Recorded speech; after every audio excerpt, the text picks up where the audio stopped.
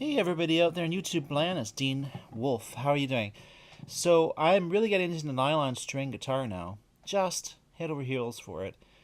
I played nylon string guitar for a year. I had one back in the 90s and I did some composing on it, really enjoyed it.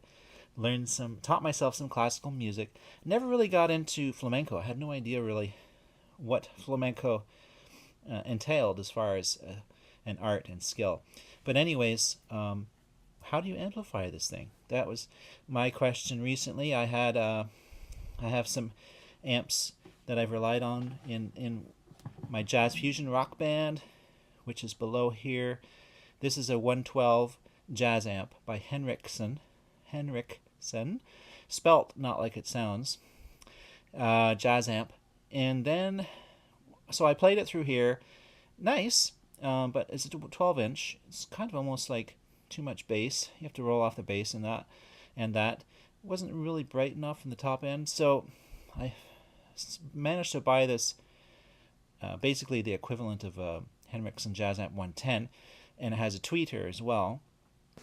And the combination, putting them together, you see, this is not a combo. It came with a head, a separate head.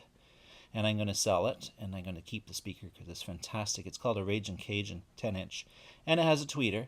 And then combined, it's coming out of the 12 and into here. So combined, they have 160 watts. Just by itself, the 112 is 120 watts.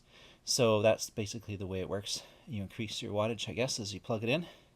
I don't understand the reason behind that, but it sounds good to me. So I plugged it all together, and it's fantastic. When I was using just the 10, it's a pretty cool amp, but it was just too bright. In fact, I even stuck tape over the hole where the tweeter is. It was just too cutting, and that helped a bit. But when I decided to try them all together, which is sort of my original idea, with all the two speakers and the tweeter, fantastic. Fantastic. I get all the lows, all the mids, and all the nice tasty, or not tasty, crispy highs. And I couldn't be happier. So I'm just recording on my iPad mini. It's not going to sound absolutely fantastic. I'll just do a little bit of demo here. I got a looper going here.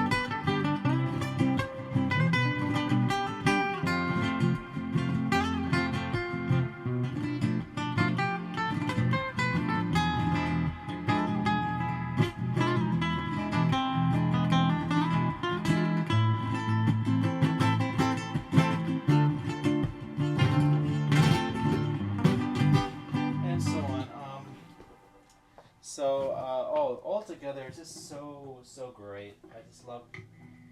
And I haven't used this live yet, so I will keep updates going about how it works out live. I'll show you my pedalboard quickly. Actually, let me just show you this again. This is the 112 Henriksen here. It's a combo, so all the controls are on the back. It has a reverb, which I don't use because it's kind of not very nice.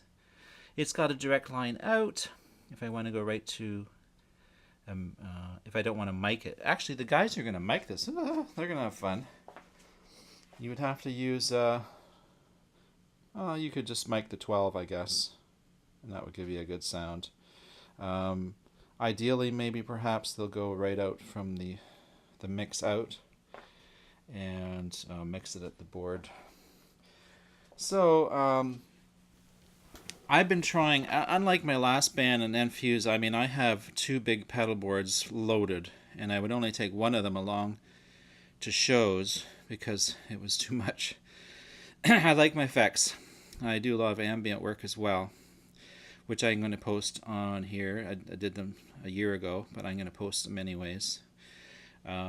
So now with a nylon string guitar, you really don't need as many or want as many effects. I don't know. We'll see how it goes as time rolls along, how much effects I'm going to want. But basically, the effects that are useful for a nylon string are octaver, compressor, an EQ, preferably a 10-band, because you can suppress issues with feedbacking. You need your power, of course. I got the power pedal power ISO 5. And your looper, I'm using the Boomerang 3 phrase sampler, which I love. Sorry, I'm just getting this focused and whatnot. And delay, I've got a little mini delay Ibanez analog delay, and I've got the Blue Sky for Strymon wonderful reverb. I might even want to get the big one, the big pedal they have.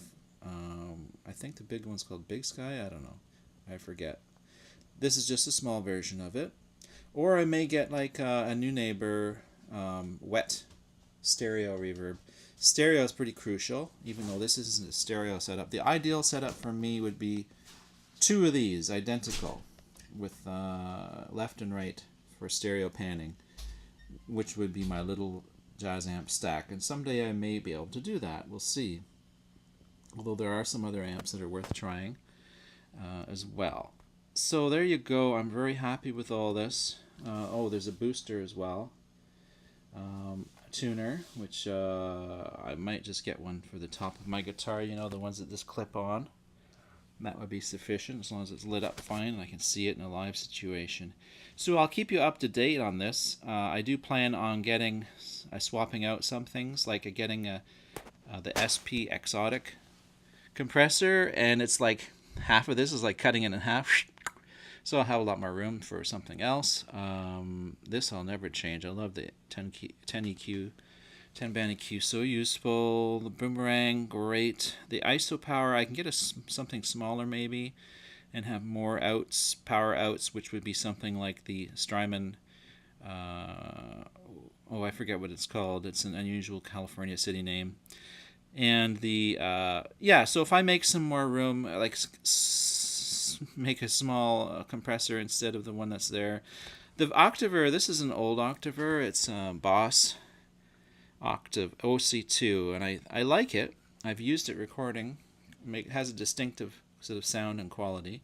Not ideal for live though. It doesn't track so well. So I'm going to get a EHX pedal instead. The Pitchfork looks to be very good. The boost is fine. There are some highly renowned boosts. I may swap that for a better boost someday. This was only $20 used. I buy a lot of my stuff used. Basically comes up on online used, and I quickly do some research and find out if it's worth getting, and then I can get my dollar stretched a lot better that way. Because pedals are expensive. Whenever you buy them brand new, you basically will.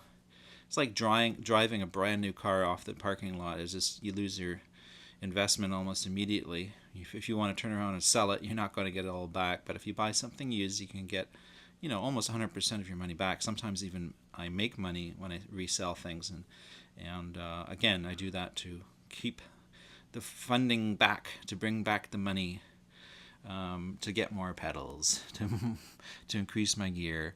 So anyways, this video went longer than I thought it would. Isn't that funny? We'll talk to you later. Bye.